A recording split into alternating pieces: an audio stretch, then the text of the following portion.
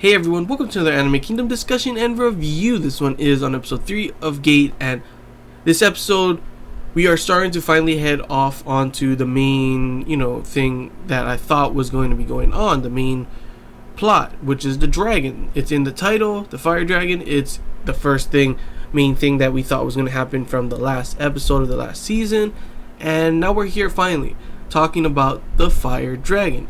This episode, of course, is mainly focused on Tuka.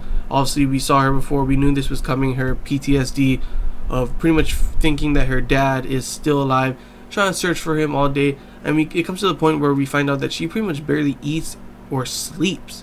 And to do that, Rory and Lele pretty much put her to sleep so she can get some sleep, What we find out is that when he wasn't there, Yao, the dark elf, pretty much told her the whole thing, told her the truth, just bluntly told her the truth, that her dad is dead.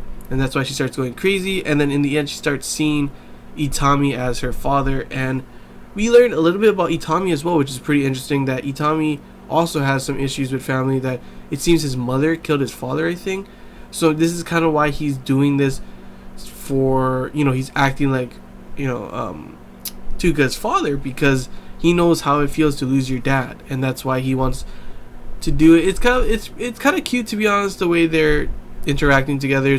It's a father-daughter kind of thing, but it's also, you can kind of see it like it's like, oh look, they're dating kind of thing in a way too, or she's a father con in a way as well. But we find out that Yao does this because, of course, Itami has 3 people important to him, and that's Tuka, Rory, and Lele.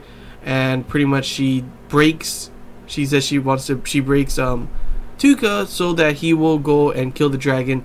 Thus, the revenge for her father will be done, and that's the only way to save Tuka.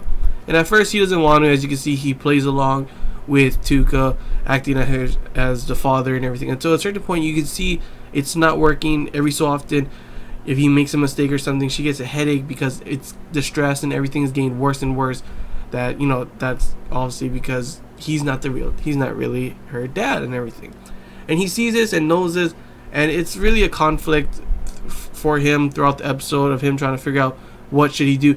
But in a way, his heart always told him, and that's what that old man, which is the guy that I was wondering too, that's pretty interesting, one of the guys that were the general of the army that got hurt, he's actually there. And I'm not too sure if he's good or bad. Even at the end, he's like, oh, so the young boy left.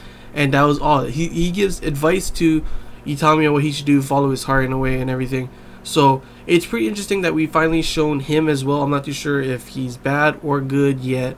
We'll probably see that later. But in the end, Itami does. I love the way he jumps out of the freaking helicopter. It's like, Tuka, and he hugs her, and then tells the dude, the one guy, oh, I'm sorry, I'm going, too bad. I'm not going to the capital and all that kind of stuff. Poor guy, he's got to figure out an excuse for that. But hey, he was the one trying to tell Itami to do this all along, so it's not the way you want it, but too bad. But in the end, we do get Rory coming in as well, making a pact, biting him. That was interesting. So they now have a pact of some sort. I'm not too sure what that is yet. Probably see more about what that is, what's up with that later. But his soul is hers when he dies, so that's pretty interesting.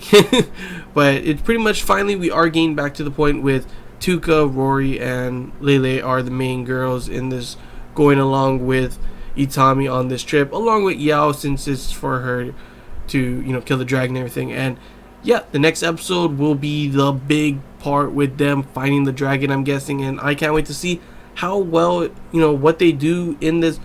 Oh, I almost forgot, actually, before I talk about that, the bunny girl also made more of an appearance in this episode, and it seems that she's been planning all this, and she's the one kind of manipulating the prince and everything. So yeah, she's definitely not what it seems. That's why she was protecting her, and she totally got me. I didn't believe that until I just heard and saw her talking to that one weird thing, licking her feet, like what the heck.